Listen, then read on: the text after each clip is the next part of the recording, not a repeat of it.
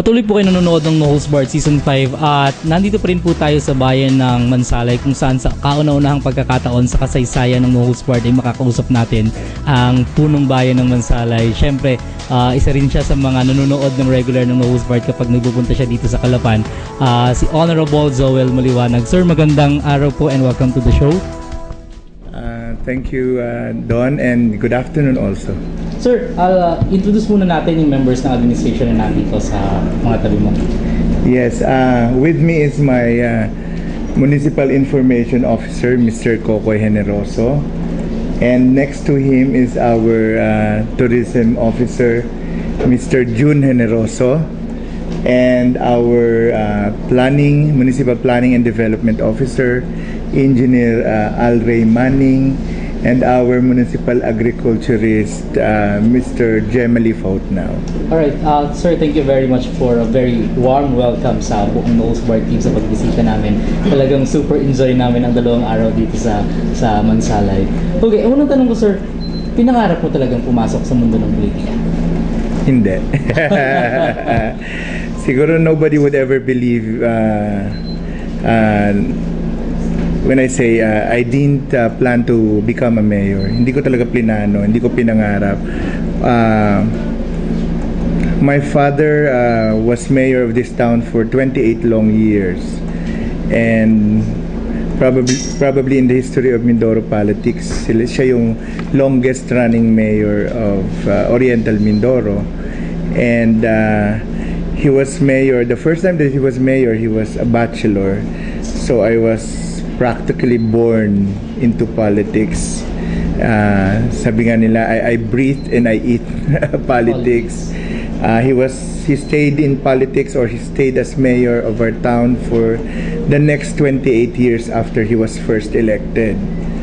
So matagal-tagal na panahon. Kaya siguro kung ikaw nasa kalagayan ko, hindi mo gugustuhin.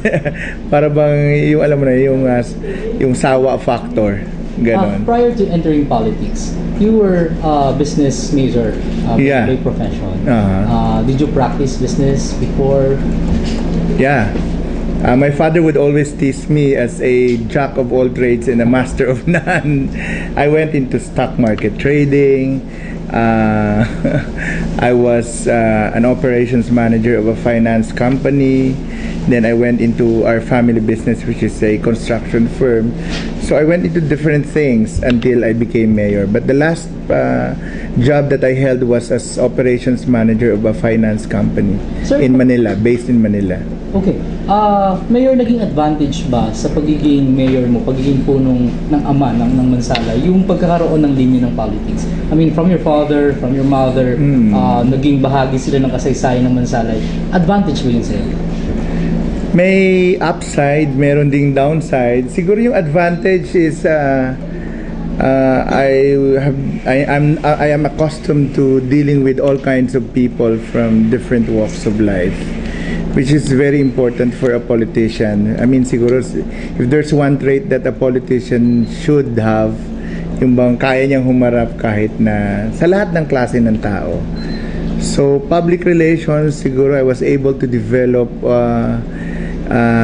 as I grew up in a family of politicians. Siguro yun ang advantage. Yung disadvantage, siyempre meron kang excess baggage.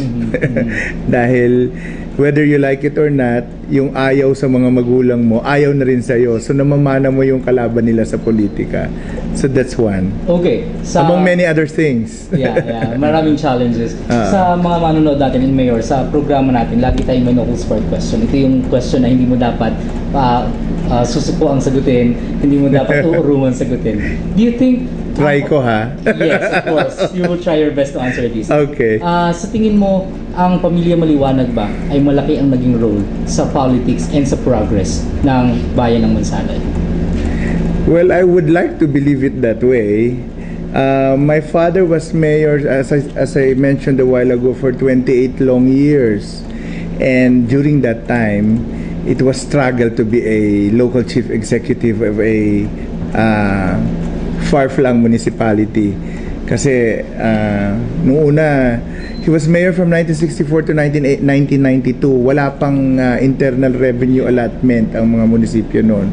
So it was a challenge for every municipality to generate their own incomes. And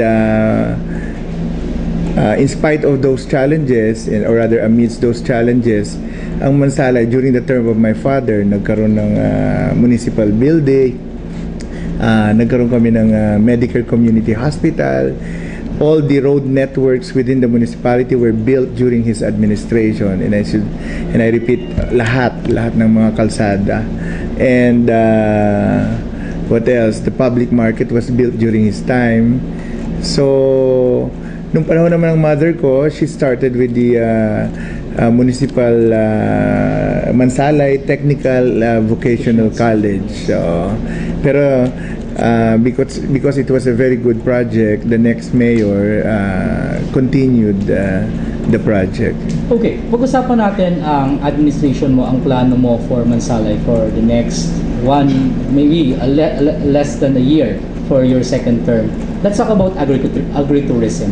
What are your plans for the agriculture potential of your municipality? Knowing the fact na ito yung isa sa pinagkukunan ng malaking source ng income, source of budget for your municipality.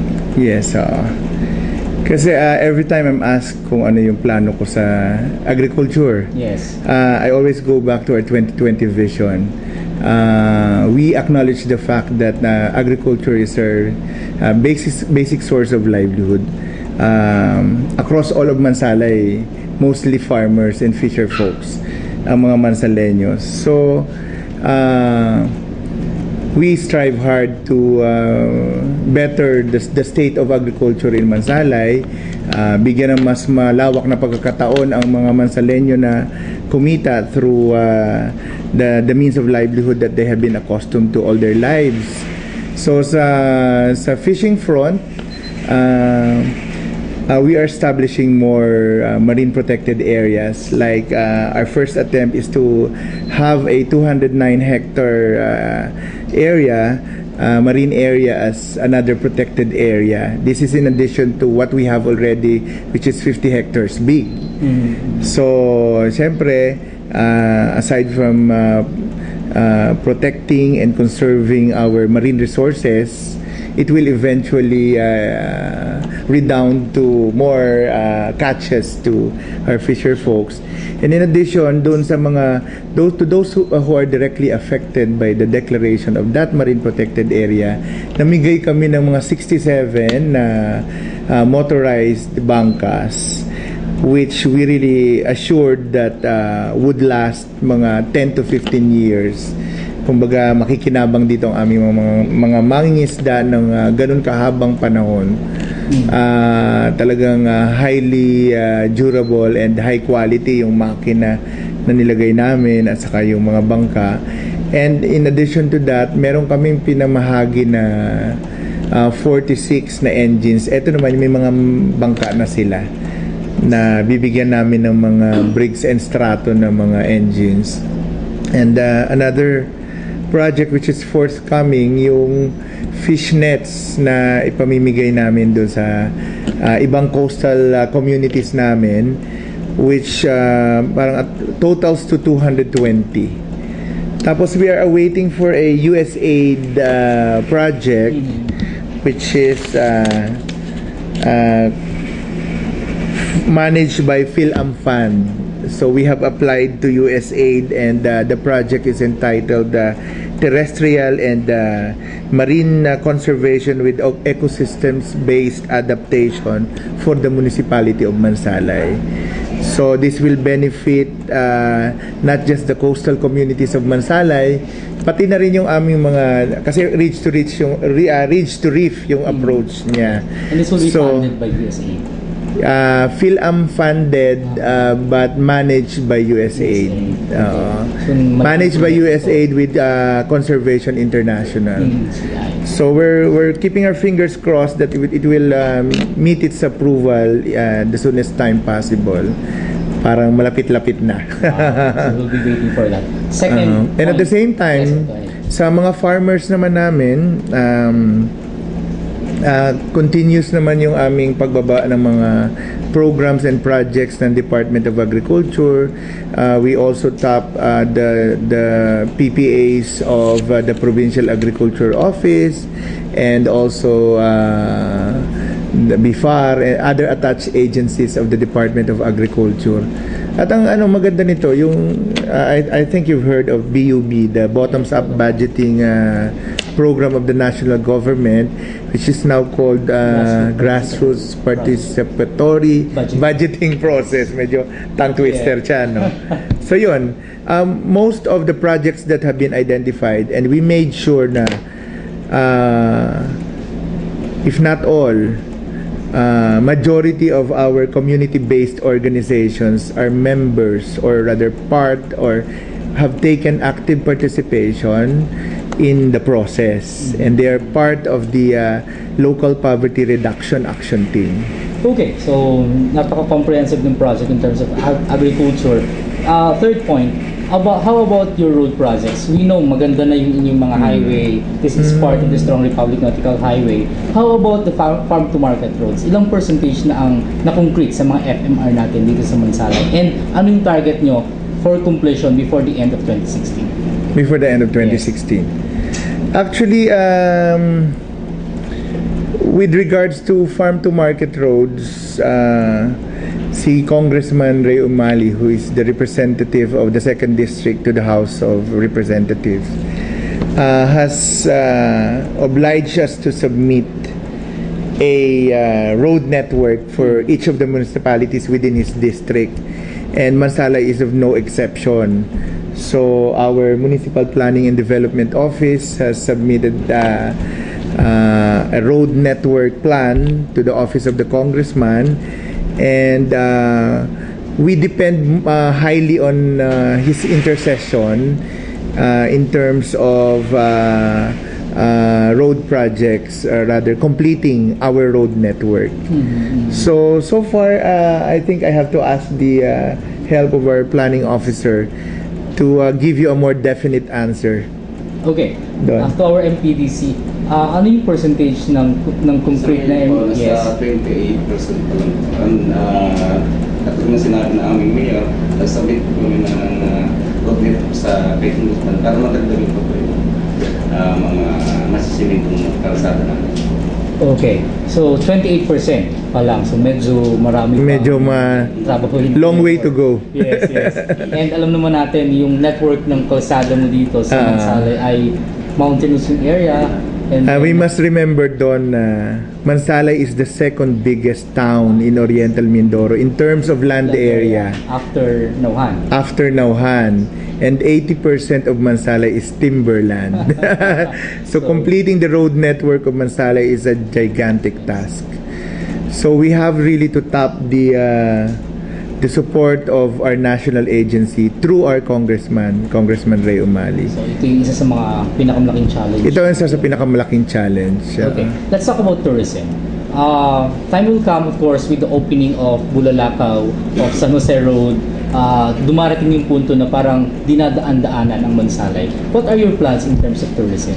Knowing the fact na hindi naman ganun kalaki yung potential mo ng bayan mo pag pinag-usapan ang mga beach resorts, do you have any alternative plans for tourism projects in your municipality? Okay.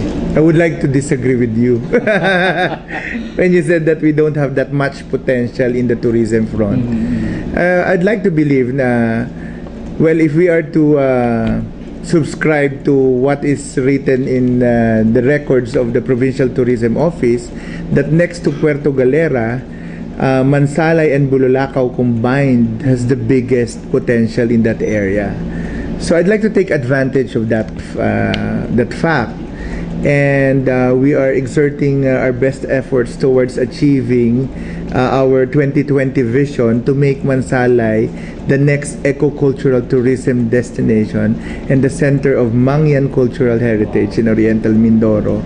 Of course, with the support of food production, a vibrant agriculture, enabled by an efficient infrastructure support that will benefit a healthy citizenry and a healthy community and that is inhabited by proud Mansaleños. So,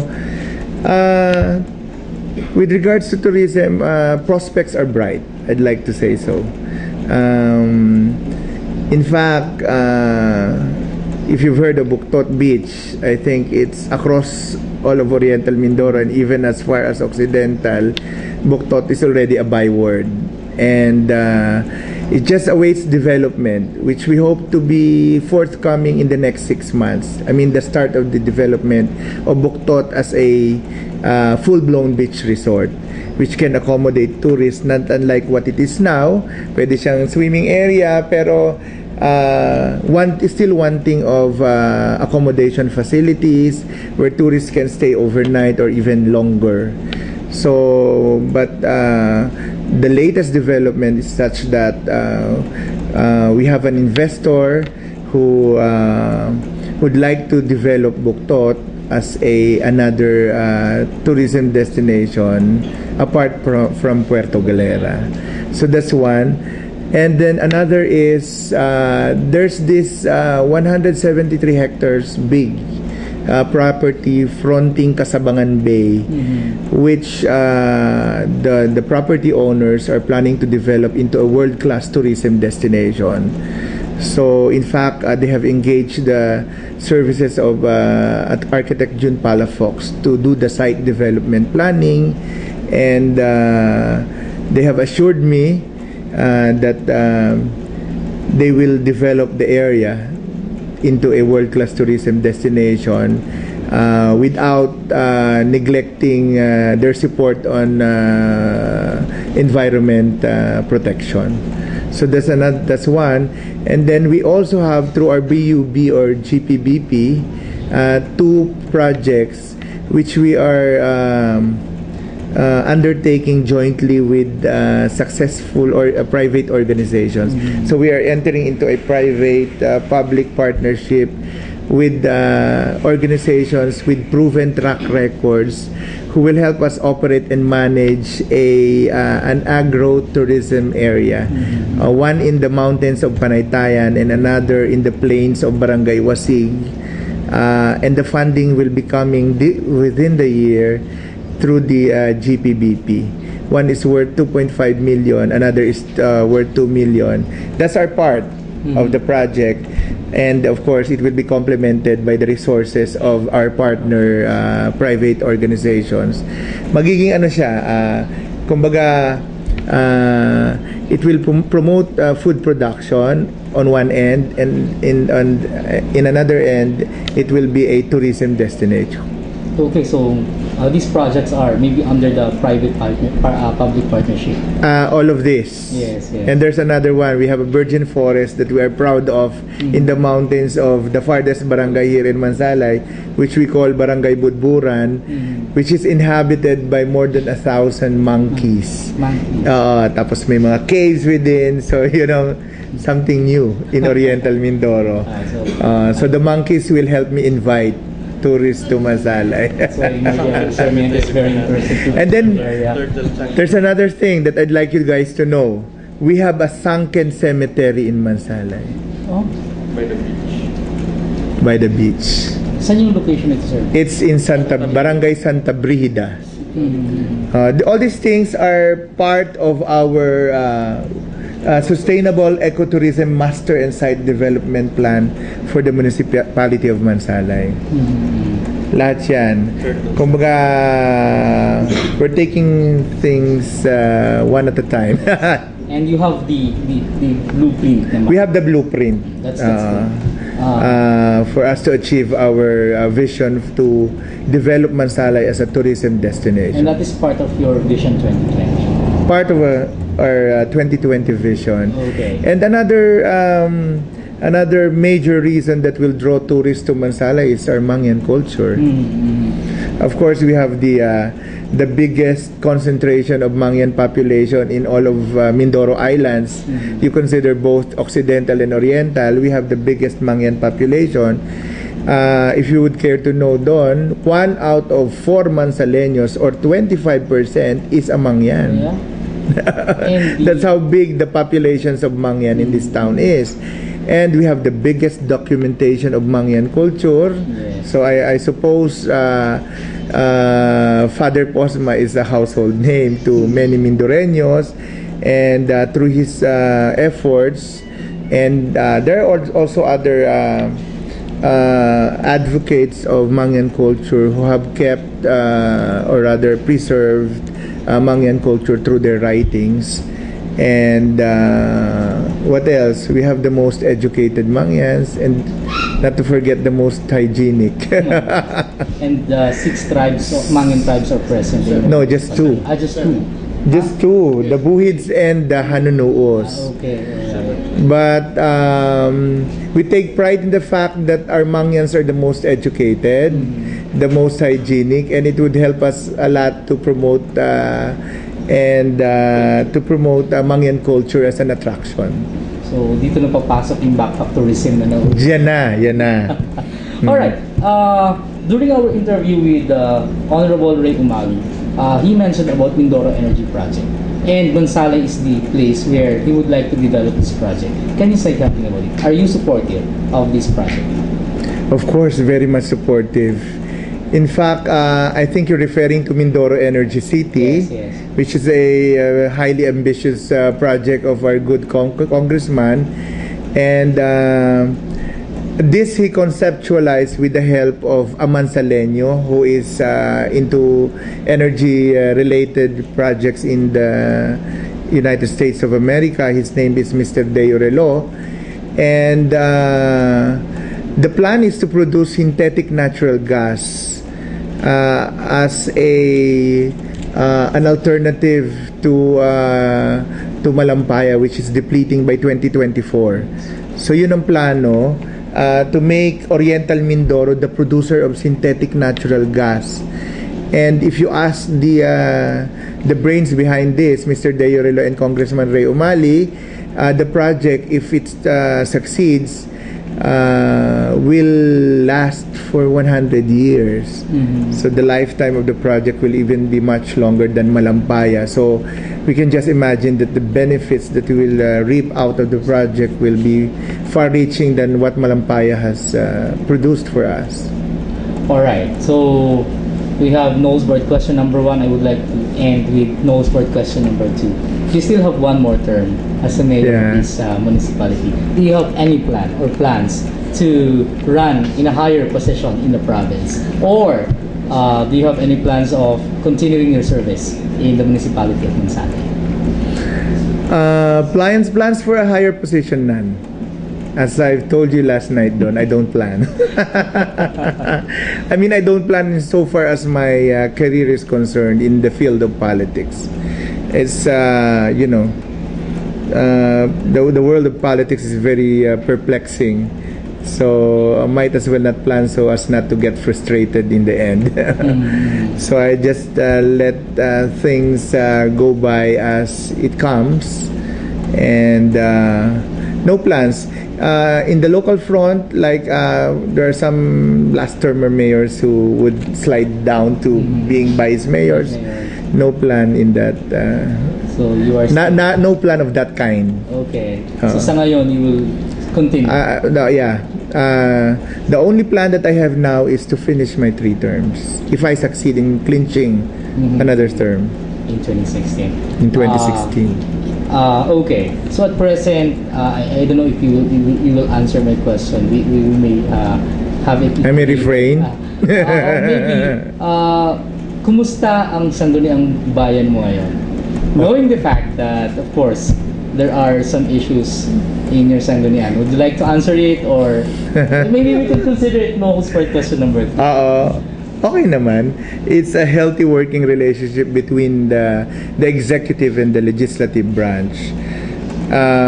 In fact, there may be disagreements, but we're able to talk them out and settle, finally reach settlements or consensus, because we are all in the belief that the welfare of Mansaleños is of more paramount importance than our own welfare. So walang conflict between the executive? No personal conflict. Even you are from different... we belong to different parties. Yes. in the 9 councilors that we have in our Sanggunian, I have only 3 allies, but I always get 6, 7, or 8 votes. So that alone proves that we have a healthy working relationship. Alright, so invite Mayor our kababayans to visit your beautiful municipality to try and taste delicious foods that we will visit later, right? And we will taste it later, Kiara. And of course, invite... Parang hindi naniniwala si Kiara. And Mariel also. And Mariel, our Miss Oriental Mindoro. Yes. 2014. Okay. So invite them, sir. So, malugod ko po kayong iniimbitahan lahat ng mga taga-Oriental Mindoro at lahat ng mga nakakapanood nitong No Holds Barred. Kung maaari po, ipaabot ninyo itong aking mensahe, itong aking panawagan sa lahat ng sulok ng mundo na dalawin nyo po at bisitahin ang napakagandang bayan ng Mansalay. Sa ngayon, we are slowly gaining the reputation as the food destination in the South. And you are witnesses to that. Masarap ang mga pagkain dito. Meron kaming mga bagong tayong talagang mga kainan, restaurants that offer seafood, fine dining, and we take pride in having a pizzeria that offers authentic Italian pizza. Meron kami ditong yakiniku house. Wow. And then very soon there'll be more destinations to be established in the town of Mansalay, and we will keep you updated of the future developments para po magkaroon kayo ng mas maraming dahilan para bisitahin ang napakagandang bayan ng Mansalay. So maraming salamat Honorable Mayor Jose Ildefonso Joel Maliwanag sa pagpapaliwanag mo tungkol sa mga pagbabago dito sa minamahal na bayan ng Mansalay. And of course, yung mga sinabi ni Mayor, totoo, ang masasarap na pagkain at sinubukan natin dito sa Noel's Bar.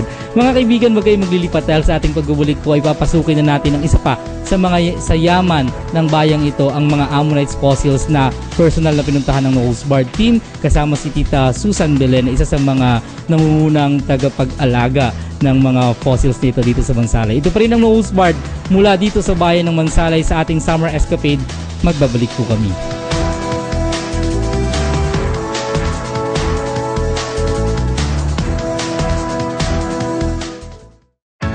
Watch the sunrise, set, and rise again.